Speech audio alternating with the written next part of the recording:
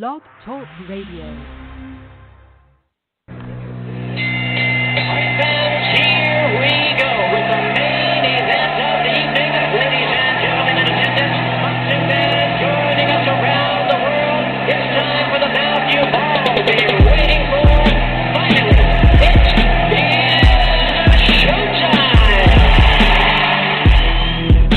Man, we dedicate our life to this sport. We do thousands of sit-ups in camp. We run hundreds of miles, for the ones that take it serious. And we just dedicate ourselves fully to our craft, man. We watch tape. We have attitude. We rooting, and we go into that fight to land on the line.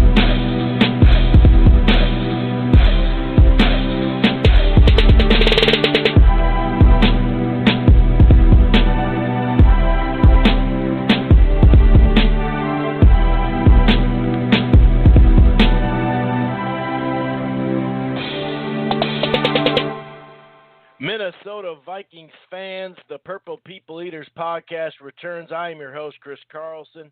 My co-host, Aaron, will be joining me shortly. Well, we are back. We didn't do a show Monday.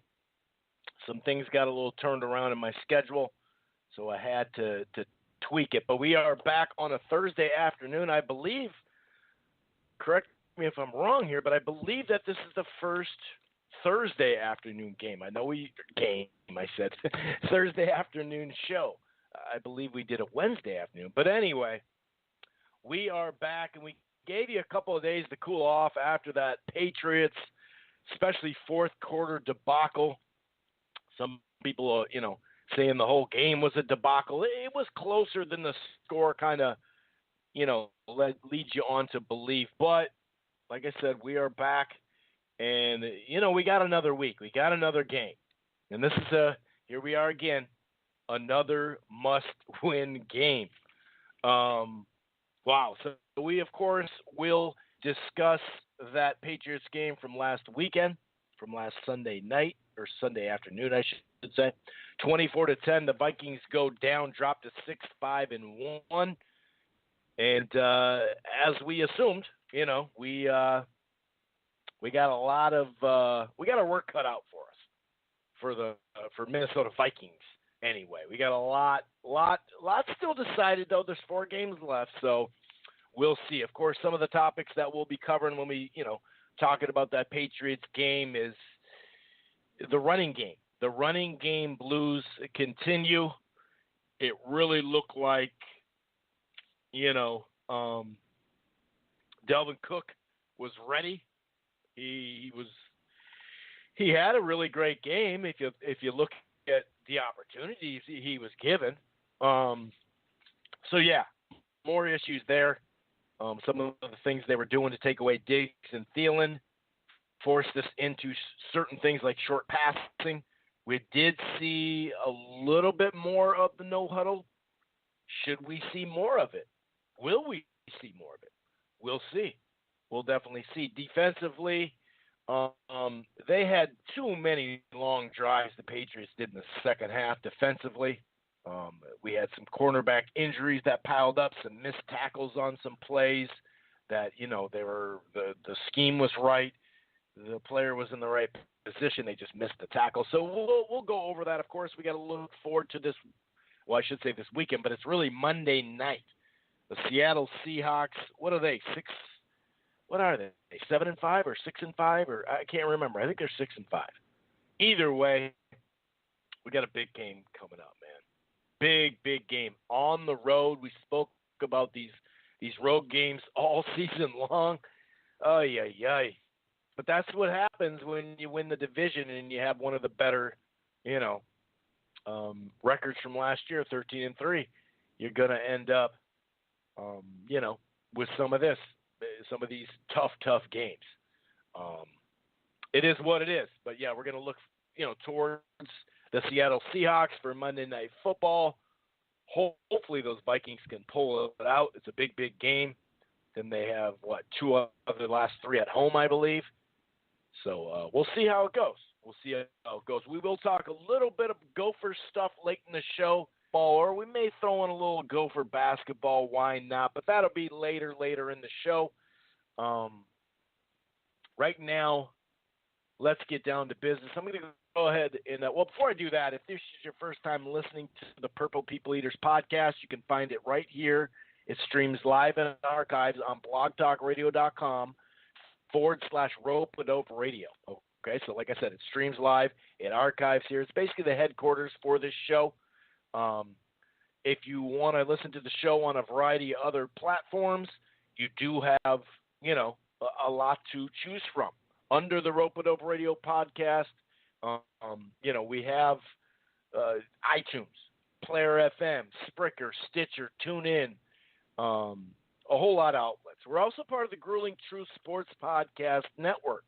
Okay, the Grueling Truth Sports Podcast Network is available everywhere as well, a lot of places I just mentioned. It revolves around, football and boxing and baseball and basketball, just so you know. You can stream it live on iHeartRadio or Spotify, this show right there, through the Grueling Truth Sports Podcast Network. Subscribe to them. Visit the website, thegruelingtruth.net. That's thegruelingtruth.net. They got a great sponsor over there, mybookie.ag. That's mybookie.ag. Head on over to thegruelingtruth.net. Read an article, podcast while you're there. Make a bet. mybookie.ag is where it will link to you. I'm going to go ahead and bring in my co-host. What's going on, Aaron? How you doing, buddy? Hey, man, good. Weird thing happened. My phone just died weird, so it was cool that I could get the call back in. It was like 16 seconds. My phone totally shut off. Anyways, yeah, it's weird to do a Thursday show, Thursday afternoon. I'm kind of glad, though, because otherwise I would have railed on about the officials and the Patriots game. So I think I'm a little bit over that now. I was pretty fired up on Monday, so I think I've moved on. But, yeah, let's get on to talking about it. Yeah, I saw that you dropped. I was like, what's going on? Did my switchboard drop it? Do I have to refresh? Should I get help from Blog Talk? And then I saw you pop right back on. I was like, okay, we're good. I guess the Thursday day show is just like, well, we're going to mess with you a little bit. Let's start right there. We're not going to go on some long rant, or whatever. Like you said, we've had, a chance to cool down a little bit. Let's start with the officiating. What were some of your complaints there as far as, pertaining to that last game in Seattle? You mean the one at the Patriots game? Sorry, the last game okay. against the Patriots. We don't really have any officiating problems. I'm just trying to get ahead of it. I'm trying to get ahead of the game. Right. Yeah, I don't really, as the game was going, it just seemed like, man, no wonder it's hard to win in Foxborough in December. You can't get any calls.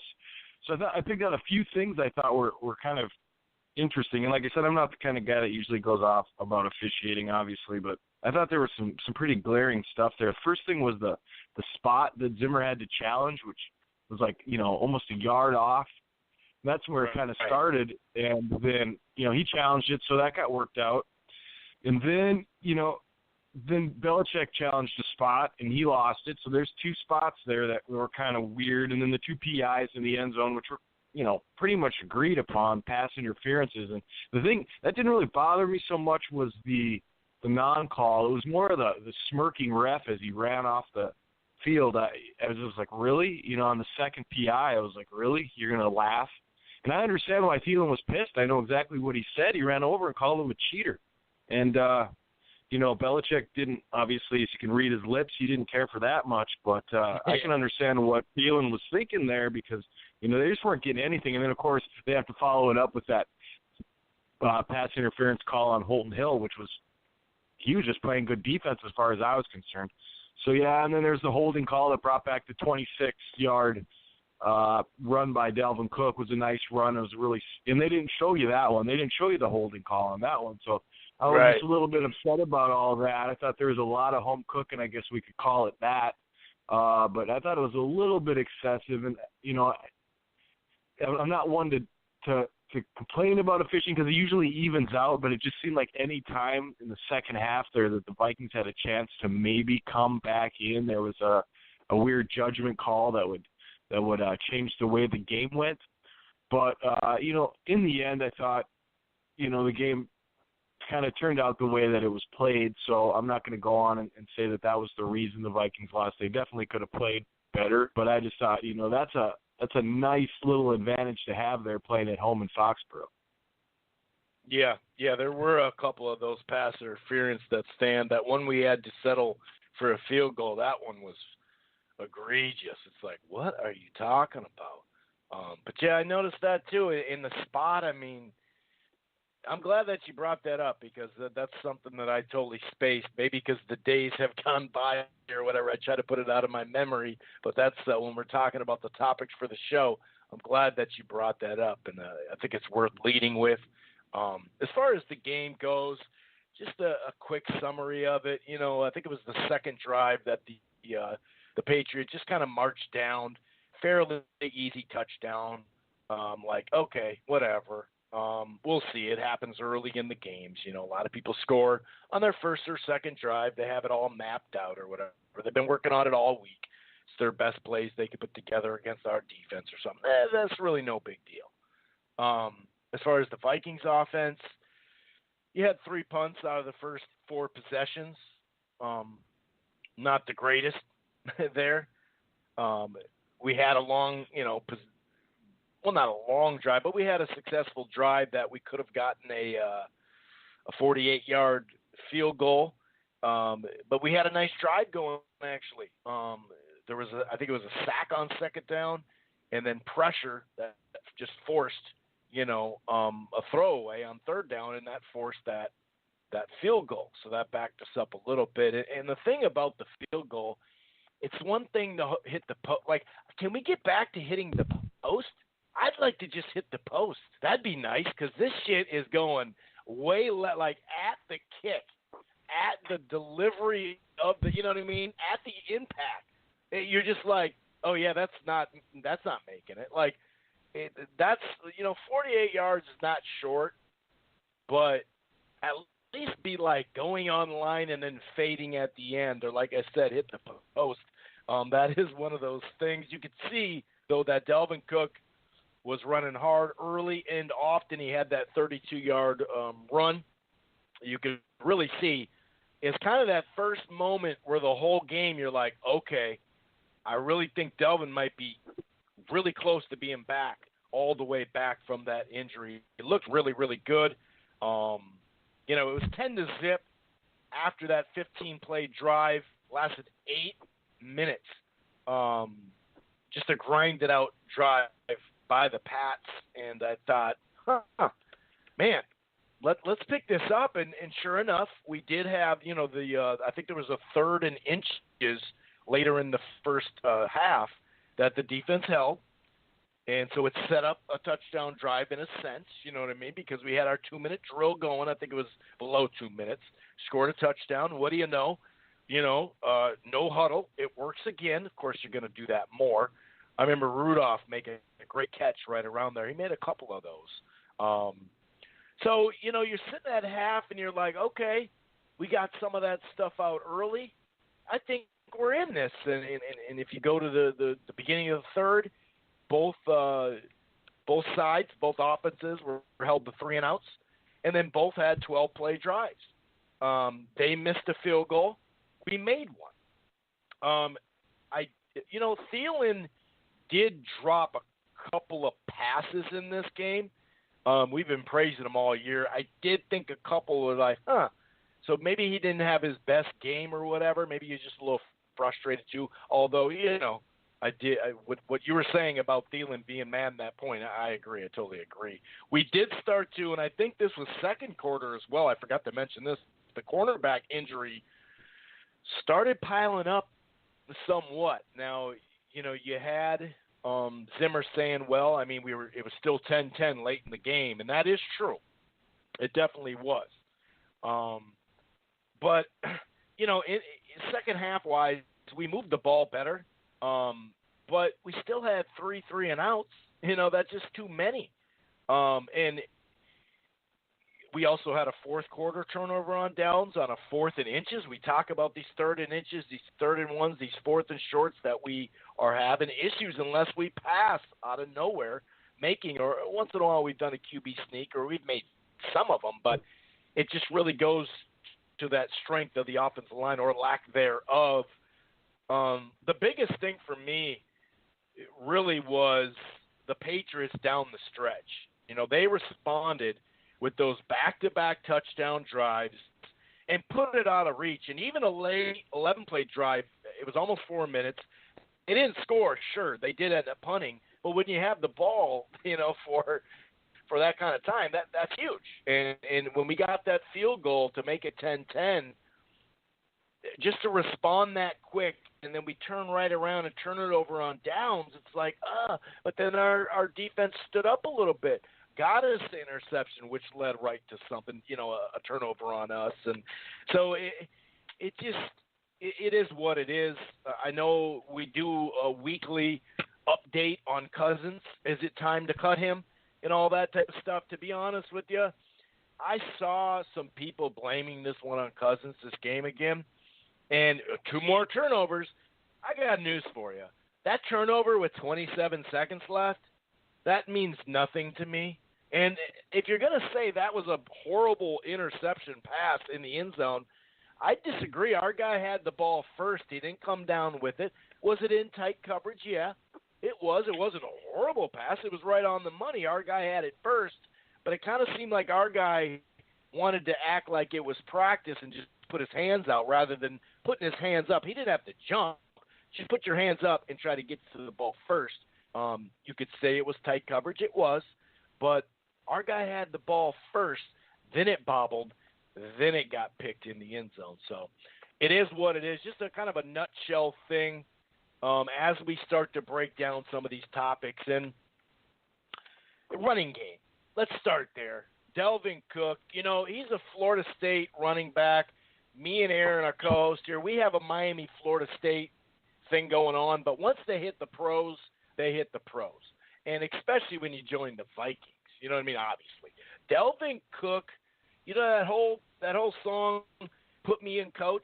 This guy was ready to play. Give him the rock, can we? What is up with the amount of rushing yards? You look at his average yards per carry was like 9-something or 12-something in the first half. It ended up at like 9-something. And Zimmer is doing, and I'm going to let you talk here in a second, but Zimmer, I thought Zimmer said one really good thing, that the Patriots kept us off balance on both sides of the ball. I agree with him there. But Zimmer doing the good cop, bad cop routine when it comes to this running game and flip. He'll say, gosh, we needed to run more. The next day, he's doing a great job, though. Which one is it, and can we run the ball more?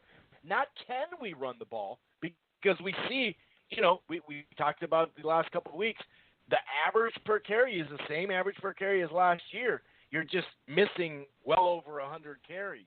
I'm not saying let's give them 35 and just see if we can win every game like that. No.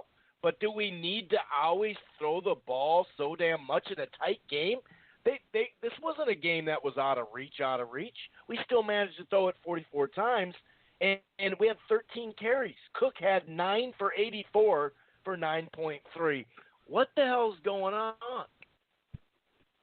Yeah, I have to agree with you on a lot of these points. I thought Delvin played really well. I haven't seen him run the ball that well since maybe the Saints game his rookie year, and that was his first NFL game. He just seemed like he had his speed back and his vision back, and he was really getting through the holes. They were creating holes for him. And, I'm as confused as you are as to why they went away from that. It was definitely working, and Zimmer's got to walk that tightrope of, having a perspective head coach, offensive coordinator guy. Don't want to ruin his career by bad-mouthing him, but at the same time, he wants the ball ran, and he's been saying it for weeks, and it just doesn't seem to happen. And they start off with a little bit of run, and then it just dictates. And I'm really starting to question, the ability of DeFilippo to call plays. This is his first real chance to do it in the NFL, so obviously he's not very experienced at it.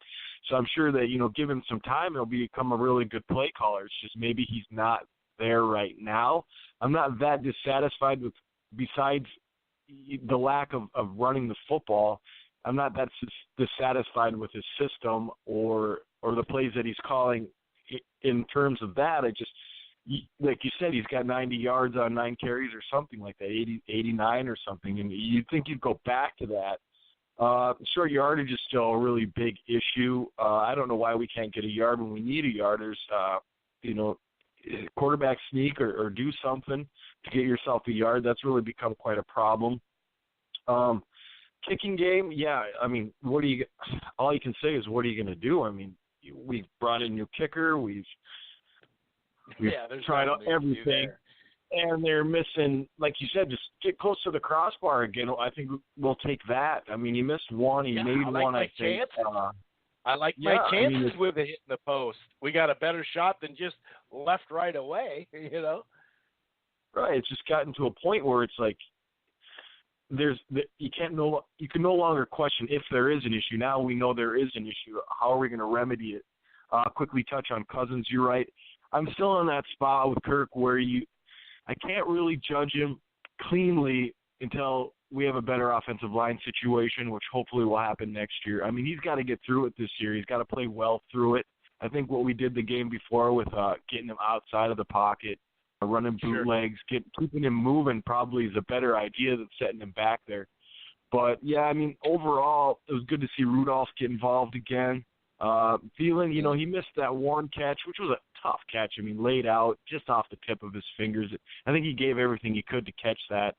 The other drop was because he was still pissed at Belichick, and I can understand that. Yeah. Maybe he felt a little, so I'm not too worried about that. But, yeah, overall, we've been harping on it all season long, and it's not so much the run game. It's the attempts, the running attempts. They just haven't been there, and they haven't been consistent throughout the game. I think that's probably what Zimmer's complaint is as well. So, yeah, at this point, man, you were saying you don't want to see it 35 times. At this point, let's see 29 rushing attempts. I don't care which back, right. Murray, Boone, I don't care. I mean, I'd like to see Cook get a nice percentage of that, but I want to see him run the football. I mean, it's what you do if your offensive line is not protecting well, and they're not. It is a problem up the middle. With the guards, Remmers and Compton, they're trying hard, don't get me wrong, but they're getting whooped, and you got to do something about that. Yeah, and just to add, well, I guess a little salt and lemon in the wound when it comes to this running game, but in 2017, and we're not done. We're not done, so we can turn this percentage around, of course, but 48% of the time the Vikings ran the ball. This year it's 36%, and just a deeper dive, we have, I wrote this down, 253 carries for 3.91 per carry. That's what we have. And last season, we ran the ball for 3.91. Actually, I think that 3.91 was going into this game. But either way, for carries, 240, right? Right now, with 4 games left, we have 253. That was heading into that game. We have 253. We had 501 last season. So there's no way in hell we're going to even get close to that with 4 games left.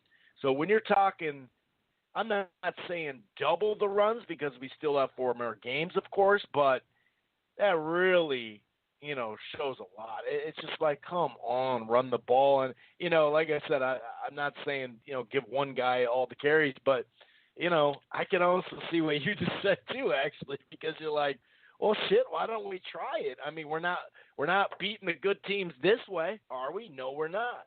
So why not? So it's I don't know, man.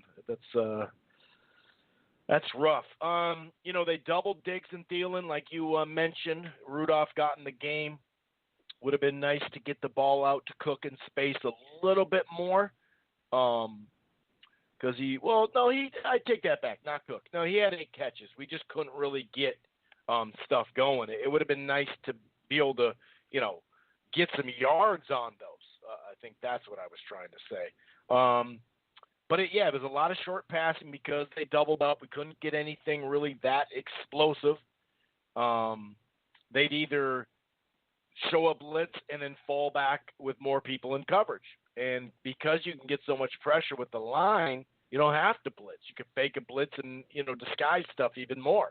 Like I said, though, we were still in the game late in the third.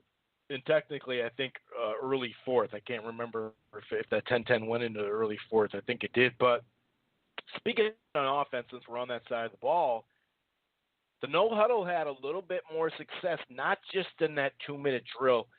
Is that another thing that we just got to try?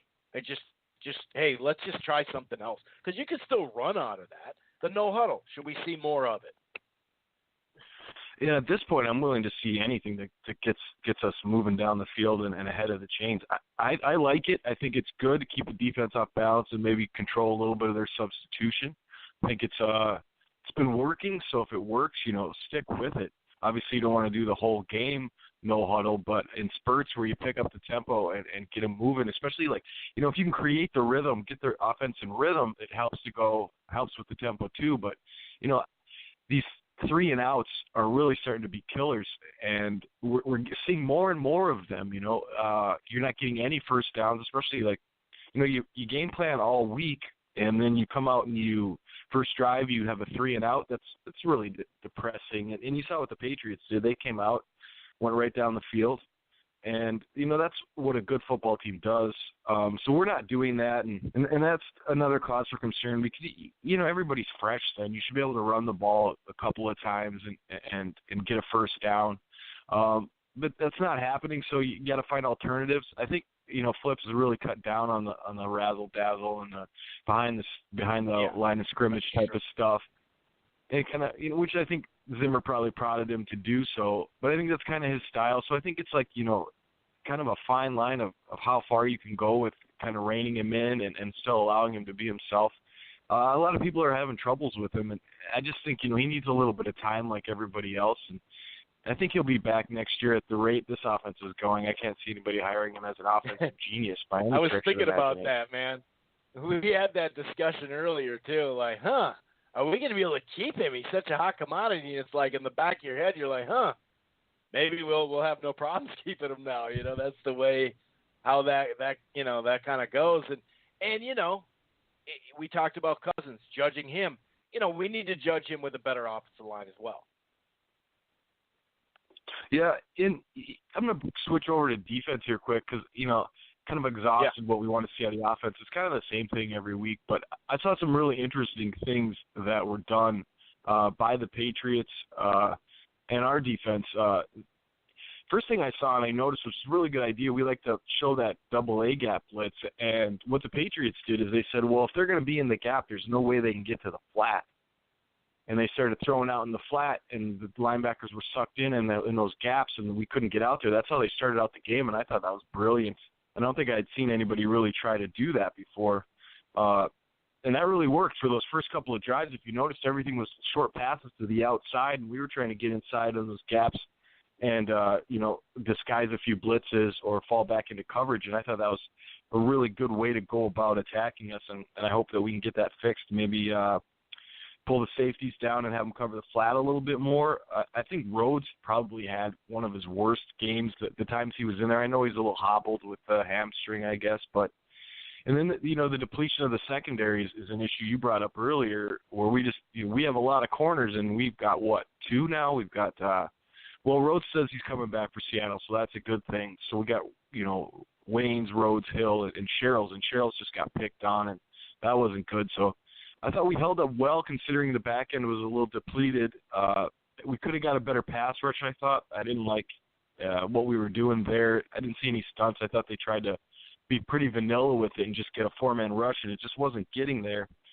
That, with Brady, you got to pressure him, or he'll just pick you apart. So that was a huge thing. I know Kendricks had the pick, and I think he played well, 14 tackles or 16 tackles. That was pretty good.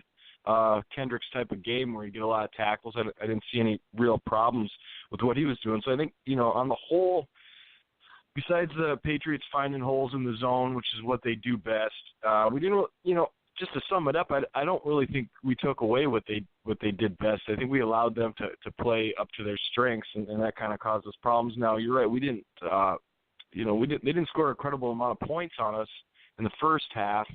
And the second half, it's hard to tell. You touchdown on a touchdown, and game's kind of over. And I think that's kind of the roadmap they used to and it just felt like scheme-wise, maybe we took a wrong turn somewhere. Yeah, I mean, add that onto a couple of missed tackles, especially out in that flat that you're saying, if we even got there in general. And yeah, to me, it was a very, I shouldn't say dominant, but the way they closed the game with those drives, I think there was about 3 or 4 of them.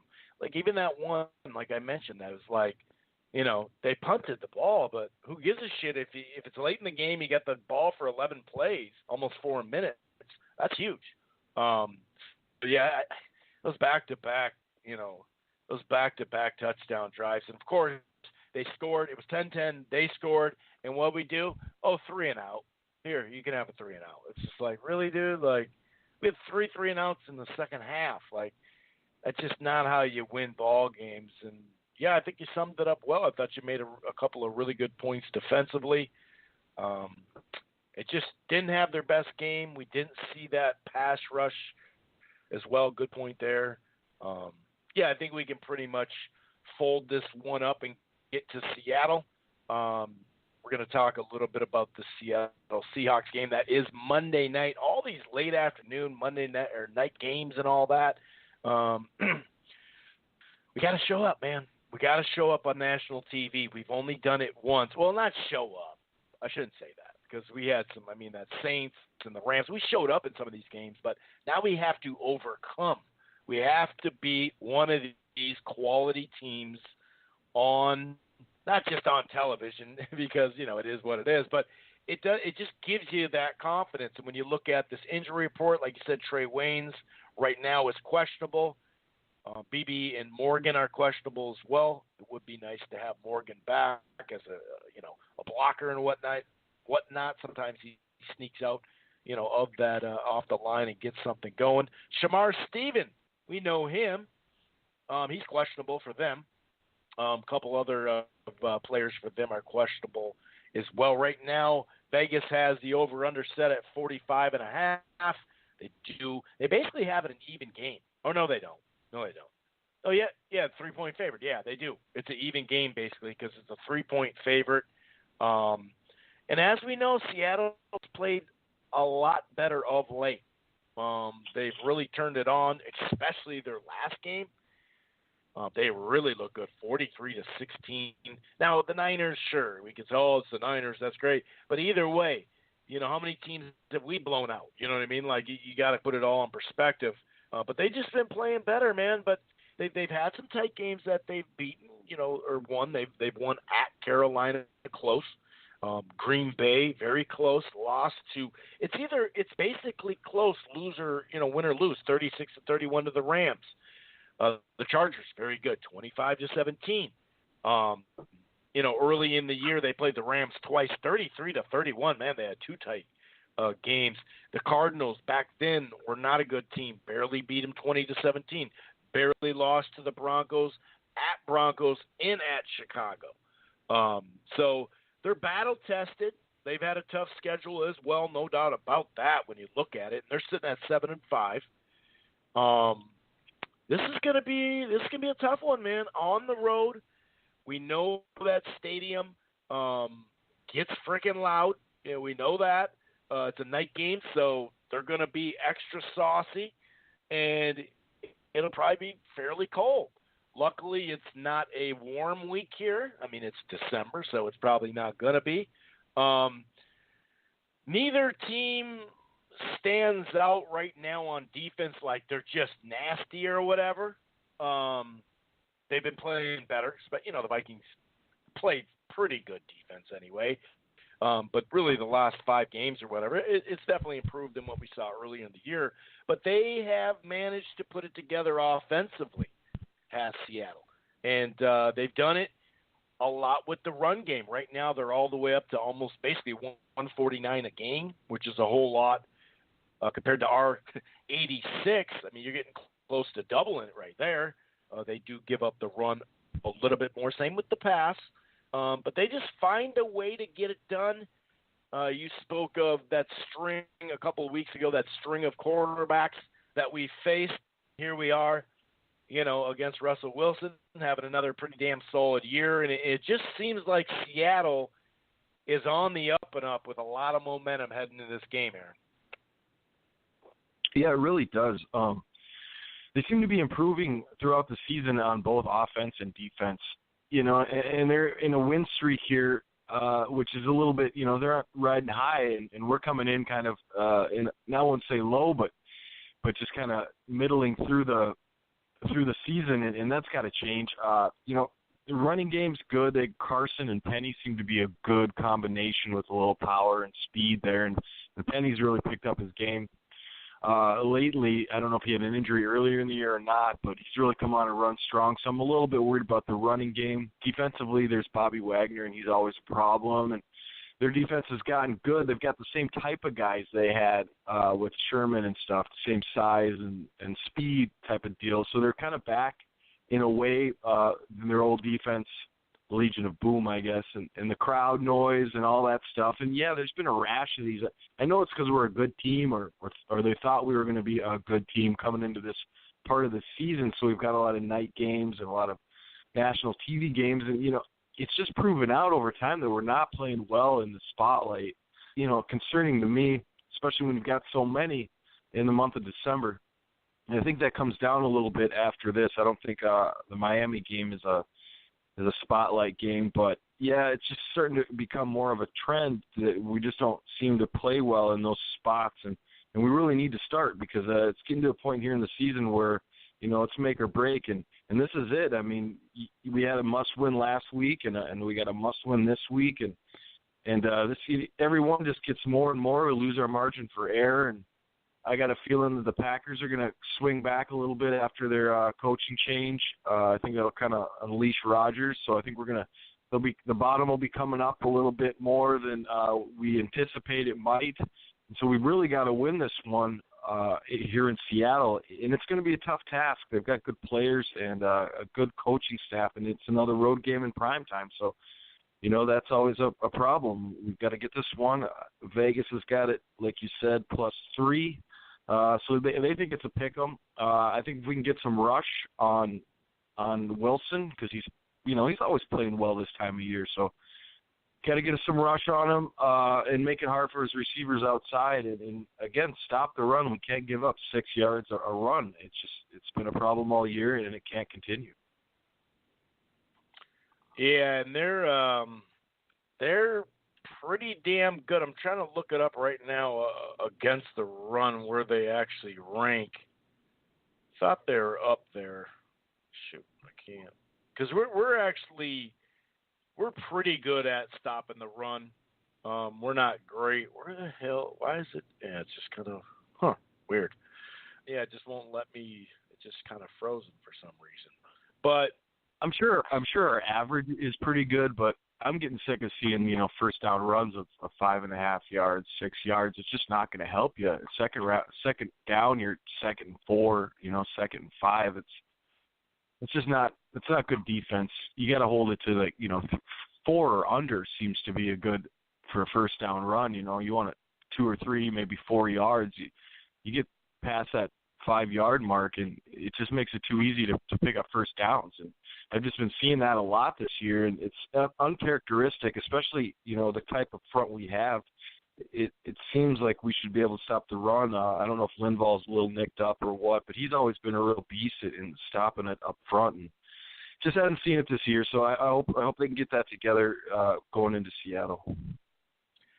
Just I think it was a couple of games ago, and then this last game, someone mentioned that as well. I was talking to how they think, man, maybe Lindell is nicked up because how many times have you called his name in the last month? You know what I mean? Maybe he's just doing his job, and sometimes his job is, especially with Sheldon there now too. Sometimes it is just to hold the fort down or whatever. But yeah, we definitely haven't heard his name as much. And I think it's really the last handful of weeks where the Seattle defense has stepped up on rushing, stopping the run anyway. So this one's a big one, man. This one is a big one. Wilson having, like I said, really good year, 29 touchdowns, only 5 picks. I'm sure he's got a couple rushing touchdowns as well.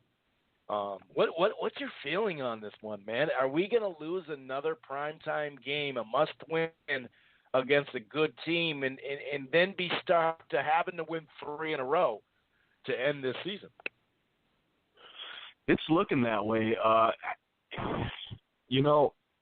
don't like to be a dark cloud or anything like that, but it just maybe we're not as a good a football team as we thought we were. In all due respect, it's been a heck of a schedule.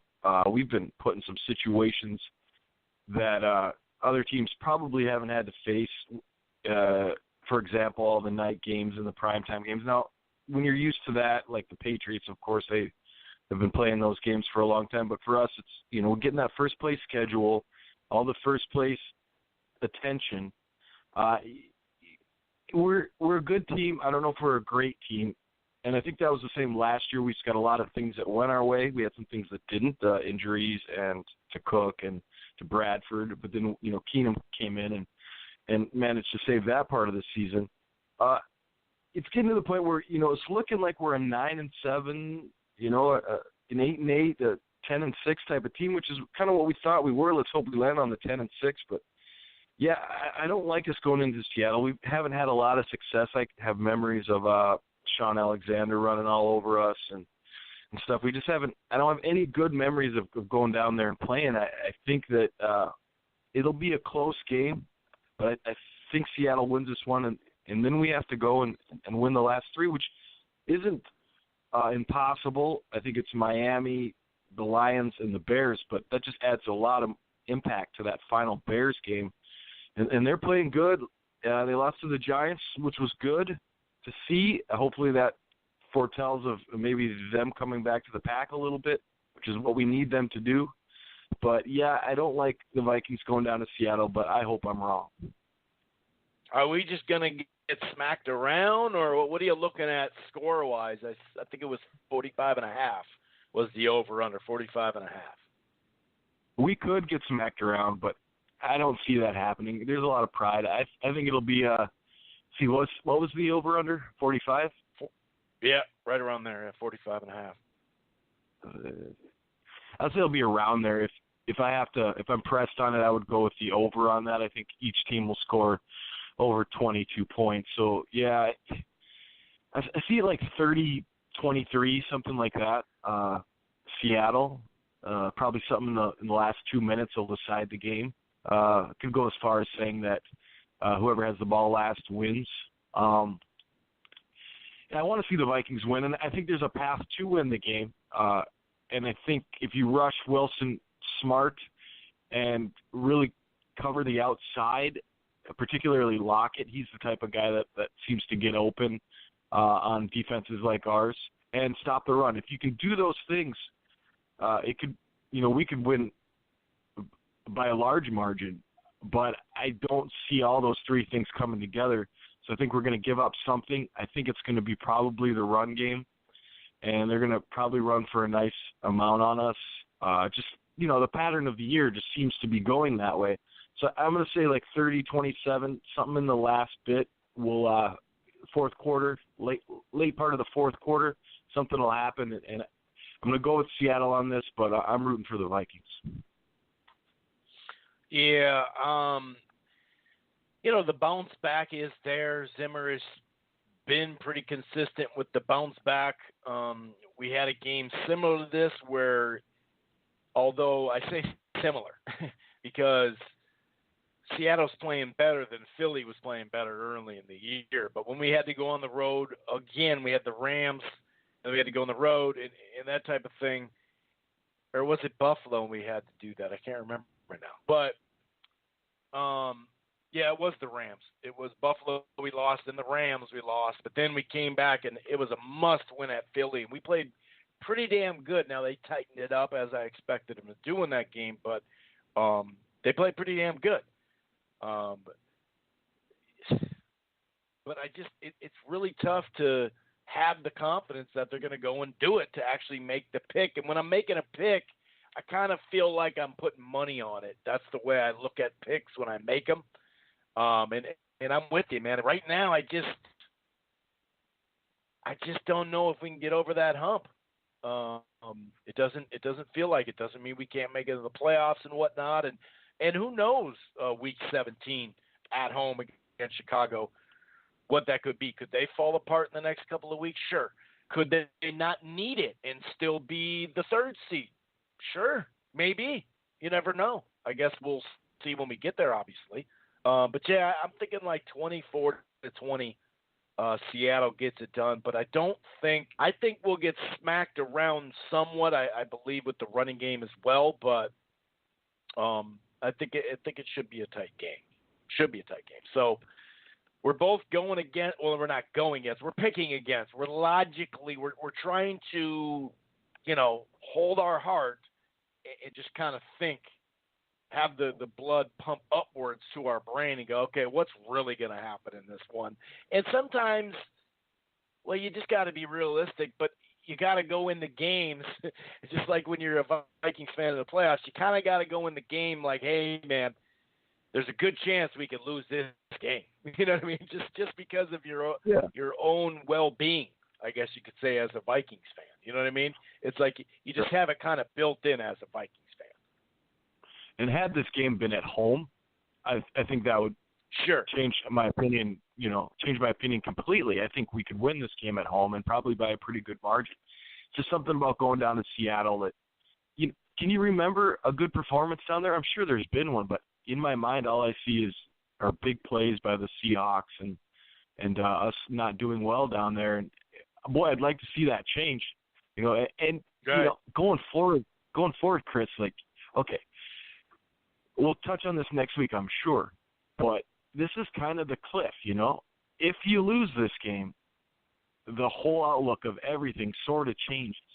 Yeah, you can win the last three, but then you take a real hard look at like, okay, this is the squad that we have. What can it do? If you win this game, then you go, okay, maybe we're getting this thing back together. It's, we're getting back on track. Things are happening in a positive way. But the trend that we see going in with all the different variables, the scheduling of the games, the TV, whether it's a conference game or a division game, how we performed, the trend of it, like you said, thinking with our heads, the trend is showing that, if I had to bet, like you said, I'm going to pick the Seahawks on this one, but not by much. Wholeheartedly, yes, it's a pick 'em. Anyone could win this game. It's just who shows up and plays, and it's hard to tell who's going to do that. Yeah, no, that's a good point about being at home. I feel a lot more confident about it, no doubt about it. And you're right, man. If we lose this game, then it would be like, all right, you look back and say, so how many quality wins do we have? And then you go, okay, we can win these next three, but what are we really going to do when we get there? We're going to limp all the way down the line and just kind of ease our way back in there. Now, of course, we've seen other teams do it. I remember the Packers in 2010 needed to win their last three to get in, and they ended up winning the whole thing. So it's not impossible, but it's just your mind state going in, and then the extra layer already being a Vikings fan, kind of just, oh, man, here we go. But you're right. I can't think of too many positive things. Alexander, you can even go back to Chris Warren. I see Steve Largent just getting open left and right on us. I don't see a lot of positivity when it comes to going there, man. And that stadium does, it's outdoors, but that thing gets freaking loud as hell. So, especially when they're playing a lot better than they had been. And let's say it comes down to a kick. I mean, how much faith do you have? It's not, you know what I mean? I'm turning the fucking TV off at that point. I'm not even going to go through it. I'm going to turn it off and then go to Twitter and see if we fucking won or something. You know what I mean? Right. Yeah. It could be a beautiful, start at this long it could be drive. a start at 13-play drive, yeah.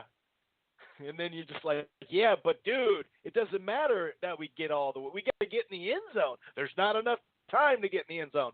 Okay, well, here we go. Yeah, that's true, man. Right. That's a good point. We got like a 2-minute drill going to win the game, and you still feel like, what's the point of all this?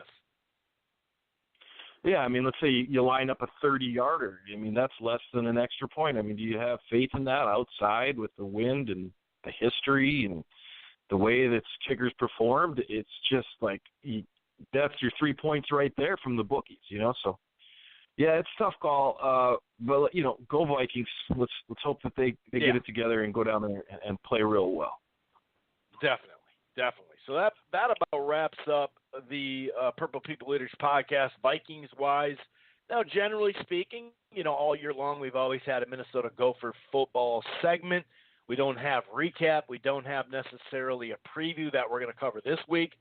We do now know that we were facing Georgia Tech in Detroit, which I'm sure, once they get in the stadium, it'll be cool. But they're probably thinking, kind of felt like, maybe like a spring break vibe or something, but you're not going to get that flying a handful of hours southeast just to Detroit. But, hey, it's really about the practices, and, that's something that we'll talk about as we get closer. But we did mention last week or 2 weeks ago about, the transition we will make after, in February, after the Super Bowl, after the Viking season's done. That's how we all got to think. I mean, not really, but you hope. But whenever this season ends, the Purple People Eaters podcast will be pretty much year-round. We'll have free agency. We'll take a little break after the season, but free agency kicks in, then the draft in camp, second wave of free agency. We're going to be on and off with you, for not just the rest of this year, obviously, but all the way kind of year-round, like I said. But we also, on a weekly basis, will be turning it, how we do a Minnesota Vikings, a little bit of Gopher stuff. We're going to be doing that for basketball to a Minnesota basketball-themed show covering the Gophers and covering the Timberwolves. So just real quick, just to end the show here with a little segment anyway. We know that this is a football show, but we're just that's why we put it at the end for those who are interested in local sports in general, football, baseball, basketball, whatever it is. The Gophers had a little bump in the road here, especially at Ohio State. They just I like that they're playing this schedule right now, though. We've played some competent teams. We've played some very good teams. Ohio State beat us up. We look like crap. Now, we can sit there and say a late Friday game, you got to turn around and do a freaking Monday or a Sunday night game on the road. That's not easy. That's not easy. But it is what it is. Boston College, there's just moments where I think that Boston College game for the Gophers was kind of like writing on the wall from that Washington game where they just they shot poorly. They definitely shot poorly, but so they didn't deserve to win that Ohio State game. No doubt about it. They play like crap. They got smoked. I thought they were in the Boston College game enough, but I really felt like if you're going to shoot that bad a percentage, you're going to get beat. That Washington game, we could have got beat, obviously. If it wasn't for that 3, we would have. So that one, but then we bounced right back a couple days later, get a win over a Power 5 conference team. Okay, cool. That works for me. Like I said, we dropped a bad one. But then last night, they came alive against Nebraska, down the stretch especially. They were kind of spurty. I think this is, especially offensively, that's what type of team we're going to be because we don't have the outside shooting. Of course, we got Gabe, the shooter, but not a lot of these guys are necessarily known. Coffee can hit some, whatever, but we're not really going to be a big three-point shooting team this year. That may ultimately burn us and may lose a handful of games just off that. But to get bounced back, against a ranked team last night, and to come back and stay in that game, overtake it, and then the end, that was impressive, Aaron. And I mean, Coffee last night, the guy had 32 points on 16 shots, went to the line, 14 of 17 he made. He had 6 boards. 6 assists. The guy was a freaking stud. We got a variety of the starting lineup all pitched in at certain spots. This has been an interesting, run that we've had. We've had some competitive games, some teams where you go, Utah, okay, A&M, I know that. Washington, okay, Boston College, Ohio State. We've played a lot of teams in this stretch run. We're 7-2. We have 1, 2, 3, so we have 4 games now over the next almost month before we got to go back into that Big Ten schedule against Wisconsin. So we should win all of these games. We also should get Curry back too, which is really going to be our starting center. I don't think people really realize that because they just assume this guy that we got there, the freshman, who had a nice game last night, but he's still kind of tentative, still kind of figuring it out. Overall, nutshell, man, what do you think of the Govs so far? We talked about them a little bit because they had that success at that Vancouver tournament, but now they're 2-2 in the last 4 games, but we're not playing no ones. We're playing teams that are ranked and stuff. Patino's been here for 5 years, and it's been a rocky sort of experience. He's had a good year, a bad year, injury year, good year. It's been up and down. As we talked about Fleck and building his program, we're starting to see Patino build his program, and they had a great win last night, come back from 12 down in the later part of that game, gave up no points, played great half-court defense, fought their way back in that game, and then won at the end. Something that we don't see here in Loserville too often, and it was a really gritty performance against a good team that's kind of been a thorn in our side for the last few seasons. And it was just really, really good to see Coffey, take control of the game. I haven't seen that from him or any other golfer for a really long time, and he really just took the ball, took it to the rim, got the fouls, made the free throws, which was important.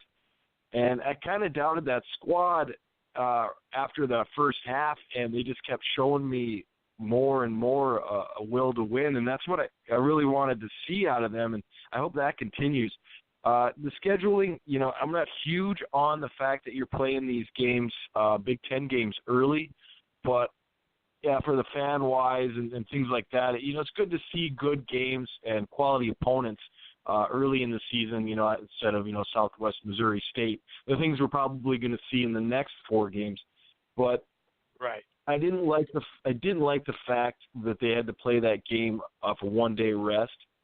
I'd like that in a tournament, but I don't like that in the scheduling type of thing. And I think that has especially something to do with road. A lot. Sure, and a good squad. Ohio State's nothing to laugh at. So, I thought that was kind of questionable, but I think every team probably has to deal with something like that. The Boston College loss was just, first road game for those kids, a true road game, pretty hostile environment. They're all kind of young. So I can sort of understand that loss. But looking forward, man, if projecting to next year, you've got a starting 5 of something I project like Washington. If he continues to play well, he's an interesting player. I don't know if he understands the offense or listens to the coach at all, but if he can get it together, you're looking at, Washington, Kelcher, Omersa, Oturu, and maybe this Hurt kid, if he signs in at center. I don't know how old Curry is. I think he might be a junior. But, that he's a starting sophomore 5. because he got that red shirt. He got that red shirt from the injury, so he's a sophomore. Okay. Well, then Curry, you can pencil him in there, and that's a really nice starting 5, and then you can build depth under that with recruiting. It just seems like this is kind of that beginning of a build of a program the right way with good players. He didn't seem like his recruiting was all that great, or he just wasn't getting in the right homes prior to this. But that crop from Minnesota, and he's got some more kids coming in next year, and I feel like this is kind of the beginning of a really good sort of perennial program if things go the way they are and there's no trouble on campus and things like that or injuries. But yeah, I'm really happy about this team, and I really like them going forward, and I think it's a good thing, and I'm going to keep watching them all season because I'm really, really interested to see where this goes. Yeah, and last year was a bummer because you're looking at, a potential Sweet 16 team, and he never got to really see kind of the work of 2-3 years worth of recruiting and development. We never got to see that. When 3 out of your 5 starters are not playing for most of the season, and then one starter can't practice because he's hurt. So that kind of sucked it totally sucked last year, and I'm glad there wasn't any kind of dumb firing Patino off that, because we could have really seen the first couple of years of being here what he could have done. So I think he recruited very well, actually, in that time. I just don't think we got to see. I think we got to see when we got that 5th seed and we were number 4, I think, in the Big Ten. I think you got to see what that – I'm not going to say the top out, but where we can be on a consistent basis, I'd put it there. And then, like I said, last year we didn't get to see if we would have gotten to the Sweet 16, and just imagine the feel of everybody, and kind of transition into this Timberwolves squad. Last year we didn't get, if we would have gotten that 3rd seed and had a first round where we won and gotten to the 2nd round, you'd never really know. Well, first of all, everybody's spirits would be up. I don't care. If we got to the 2nd round last year, our spirits would have been up. Everybody. I don't care what anybody says now. That's where we would have been. And we would have been saying, this is the big 3. Once Golden State's done, it's over. It's our time. Everyone would have been there. But since, Jimmy got hurt 18 games down the stretch, we just snuck in barely. The West right now is all over the place. I never would have thought that I'd say the top 4 teams right now are more consistently – they're just more consistent. Right now they kind of feel better than the top 4 on the West. And I'm saying right now we're 20-some games into it. But since the trade, we talked last week how the fit, and even when they made this trade, the fit, it was going to be a better fit. Obviously it had to happen this year. We still have to get better in the coming years to equal up to anything we could have done with Jimmy in the next couple of years. I'll say that. Of course, Wiggins and Towns wouldn't have been used as properly with Jimmy here. We all know that, but that's gone now. That's done. This Covington dude, he leads the league in steals and leads the league in deflections too. He's all over the place. And the difference with Jimmy, him and Jimmy, a lot of people, he's better than Jimmy. No, he's not better than Jimmy. He may be a better defender, just barely. But you got to remember, when basically all you got to do is sit on the 3-point line on offense, it sure helps you energy-wise on the defensive end. And so if he went to a different team where there wasn't even a Wiggins and he was the second guy, maybe then we'd see him wear down a little bit. But that doesn't matter because he's a fit here. And this guy, he's just so quick release on his 3-pointer. And the way he's still saying stuff after games, before games, in interviews, on the court, even in the huddle, you can see he's still saying stuff. Hey, let's do this. Hey, let's do that. Talk. He's just not saying it as much as a dick as Jimmy Butler would say it. And I think we talked about how Thibodeau can be kind of that stern, hard-nosed dude. Maybe a double entendre, the double dick stuff wasn't – well, not maybe. It wasn't really producing consistent product and improvement from Towns and Wiggins. But, man, this guy, whatever he's doing, he's on the same page with these guys. And – Towns is back to what we kind of felt like the first couple of years.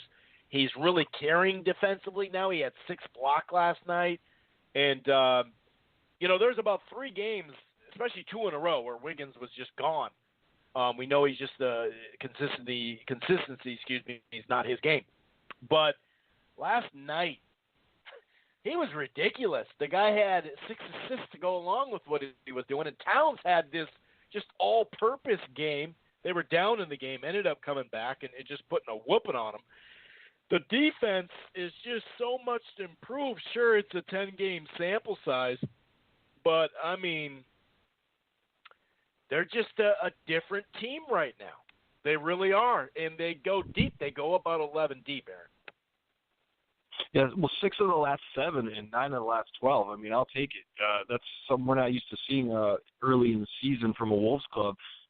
Wiggins, you know, one thing I like about Covington is he seems to have woken up Wiggins, and that's something Jimmy couldn't do. And you're right about, you know, when you talk about two people being kind of hard-ass like Thibodeau and Butler were, I mean, those are basically bullies, you know, and there's this one way of maybe trying to motivate, but there are other ways of doing it, and who wants a bully, you know, trying to get you motivated? At some point, you just, you know, hit him in the face or can flip him off, you know, that's just how it goes, and I think maybe there's a more productive way of going, and if anybody can wake up Wiggins, I'm happy about that, and he's playing more. It seems like there's more of intensity in what he's doing, and we'll take that. I mean, we need that with what we're paying him, and the way we're constructing this team. Cat and Wiggins have got to be a huge part of that, and Cat's starting to step up a little bit. Now, I heard something that the new Fortnite's coming out tonight, so we'll see how he plays after that. Oh, but, boy, here we go. He likes to play. Yeah, apparently it's a whole new game, and he's got to learn it all. So, right, so hopefully he can you know, ignore the temptations of Fortnite, but it just seems like the team chemistry is better. I like Saric. I like the way they're playing. They're playing defense, which they didn't do that last year, Chris. And Butler was a big guy. I think Butler just kind of came in and just started yelling at dudes. And these are young kids. Like, you know, I think he was just kind of that kind of bully type of guy. And, you know, Philadelphia's having a good run right now, but wait for it, you know. Wait for it. Wait for Butler to sink in, and you know, I got a feeling that that's not going to last very long either. He just doesn't seem to be the type of guy that you want to play with. But you know, we'll see how it goes there. They could do incredibly well this year, but you know, next year is the year you're going to have to judge. Simmons and Embiid are already natural defenders too, so that helps. Maybe he won't need to yell as much. Yeah, I like Simmons and Embiid. I think that's a good squad. I just don't like Jimmy much, and you know, I'll probably get over that in time, but I just didn't like the way he conducted himself while he was here, and some of the things, you know, mostly towards the end. Last year I was on board, like, hey, no, stop. And I was, nah. No, I thought you're really going to see some good things. And he got injured, and we dropped in seeding. And you're right, maybe, you know, going to the second round last year would have changed things. But, you know, back to woulda, coulda, shoulda. The way it went down is the way it went down. And I'm glad that somebody's woken up Wiggins, and we're on a good run here. And I can see it continuing, you know, barring injury and, you know, getting that winning taste, maybe learning how to win on a nightly basis. You know, that's something that needs to happen. And if that does happen and add a few more parts, I mean, we could be good for a long time. Yeah, the way it's set up, you know, and even if you look at, because people will say, well, KG was a hard ass. Yeah, but Flip wasn't. Yeah. You know, Flip was an offensive coach. Flip was an offensive coach. He'll tell you, you know, I mean, I'm not going to say he's obviously not going to tell you, but, you know, he was just a mild-mannered guy, offensive coach, and so it was just a little different. So, yeah, maybe that double dickhead, you know, maybe that pause, maybe all that just didn't blend that well, especially this year, obviously, and it did blend well, though. It hurt offensively. It hurt Towns and Wiggins. We can't say it didn't blend well because, like I said, we had a pretty damn good season last year. But it doesn't matter now. That's gone. Like you said, coulda, woulda, shoulda. At the beginning of this year, that's a whole different story. Once I saw Jimmy swinging the towel on the road at Golden State along with the fans, I washed my hands with him. Nope. Like, you can't do that. That's one thing you can't do. You can say this, you can say that. He actually had a point at sometimes, too. I think Glenn Taylor did fuck up this situation. I mean, if you're going to say you're going to sign someone and then you don't, and then you extend them for way less money he can get in 9 months, that is a dumb move or a dick move, however you want to say it. Maybe ultimately it won't be dumb. You know what I mean? I'm not saying that, but it is what it is. And, yeah, as far as maybe a year and change with Jimmy, and maybe a year and change with KG. Maybe getting that taste, like you said, of the playoffs. Maybe all this stuff, and then now we have a rebuilt, team. If you look at the year before Jimmy got here, we could score with the best of them, but we kept giving up those leads. We had 10-point leads. I think 20 of them. We led the league in them. Go figure. But we'd lose. And now we have a better core around them as far as what we had before Jimmy got here. So we have a much better core. And even last year, the starting five played top 6, I think, defense.